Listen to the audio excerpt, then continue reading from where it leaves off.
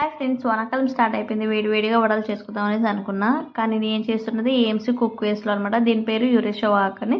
2.5 litres పడుతుంది ఇది. దీంట్లో చేసుకోవడం వల్ల డీప్ ఫ్రైస్ ఏమైనా చేసుకొని మామూలు కడాయిలో చేసుకుంటే మనకి పొగ వస్తుంది, లేకపోతే ఆయిల్ థిక్నెస్ వస్తుంది, కలర్ చేంజ్ అవుతుంది కదా. కానీ ఏఎంసీ కుక్ వేస్లో అలా ఉండదన్నమాట. ఆయిల్ కలర్ చేంజ్ అవ్వదు, థిక్నెస్ రాదు, ఎక్కువ పీల్చదు.